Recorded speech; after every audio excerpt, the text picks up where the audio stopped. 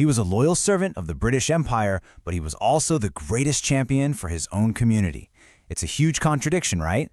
Well, this is the story of Sir Syed Ahmed Khan and the Aligarh movement, and it's a story that would absolutely change the future for Muslims in India. So let me ask you something. Imagine your entire community has just lost a war. The new rulers, they see you as the enemy. So how do you lead your people from total despair back to a place of hope? That's the huge challenge that defined the entire life of Sir Syed Ahmed Khan. To really get what drove Sir Syed, we have to go back in time, back to a moment of just profound crisis. The year is 1857. What was called the First War of Independence has just been crushed by the British, and for the Muslim community, the results were nothing short of catastrophic. The British needed someone to blame, and they pointed the finger squarely at the Muslim community. The rebellion's figurehead was the last Mughal emperor, so in the eyes of the British, Muslims were now viewed with deep, deep suspicion. They weren't just subjects anymore, they were a threat, and they were systematically pushed to the margins. And you know the numbers, they tell a really bleak story. Just look at this. By 1871, out of over 2,000 jobs in public service, only 92 were held by Muslims. 92! This wasn't just a political problem, you see, it was an economic and social disaster in the making. So you've got this community that's completely distrusted, totally disadvantaged, and their influence is just plummeting. They were locked out of education, locked out of jobs. Everything was in a state of free fall. Something had to change, and fast. And that change came from a really unlikely place, from a man who actually worked for the British, but who had this radical vision to save his people. A vision that he hoped would empower them not just to survive, but to actually thrive again. So who was this guy? Sir Syed Ahmed Khan was, well, a walking contradiction. He was born into Mughal nobility, but ended up becoming a judge for the British. He was a modernist thinker who was convinced that Islam and modern science could go hand in hand. And above all, he was passionate, absolutely dedicated to lifting his community up from what he saw as a state of decline. And this really gets to the core of his strategy. You have to wonder, right? How could he be loyal to the British, the very empire that had crushed his people? Well, for Sir Syed, it was all about being pragmatic. He looked around and saw that resistance was useless.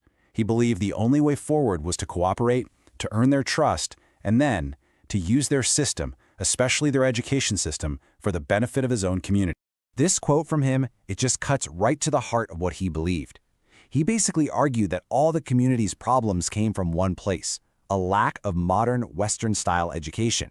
He thought that without it, Muslims would never be able to compete for jobs, never have a real say in their own future.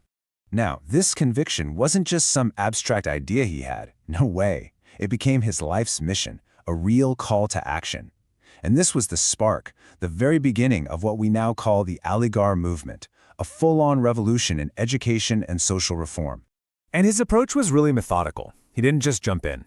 In 1864, he started the Scientific Society to get modern scientific works translated into Urdu. But his masterpiece, his crown jewel, was the Mao College, which he founded in 1875. His ambition was to make it the Oxford of the East. And decades after he passed away, that dream came true when it officially became the Aligarh Muslim University.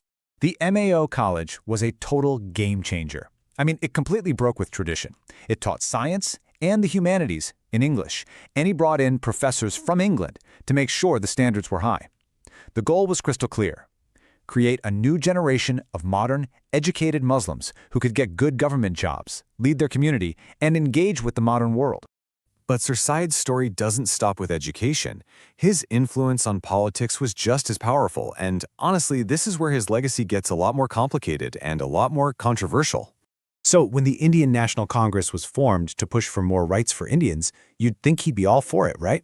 Nope. He told Muslims to stay away. He was deeply worried that in a democracy, the Hindu majority would just steamroll the Muslim minority. For him, the priority was non-negotiable. Education first, politics later. And if there was one single moment that really hardened his views, it was in 1867. A huge controversy erupted over language, whether Hindi should replace Urdu in the courts.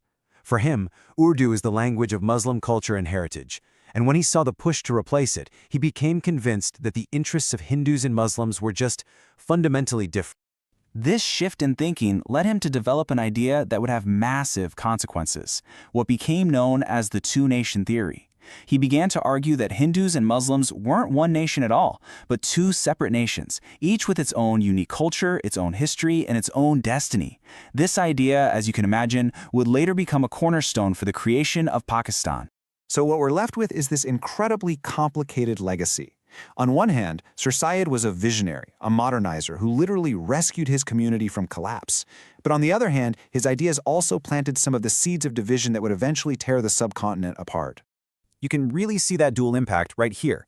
The Aligarh movement was, without a doubt, a huge success. It breathed new life into the Muslim community through education, and it created a whole new generation of leaders and thinkers. But at the same time, his political ideas laid the foundation for the separatist movement that led directly to the creation of Pakistan. And that brings us to the question that historians and people are still debating today. Was Sir Syed Ahmed Khan a great reformer who saved his people, or was he a separatist who helped divide a nation? The answer, just like the man himself, is a profound, powerful, and enduring contradiction.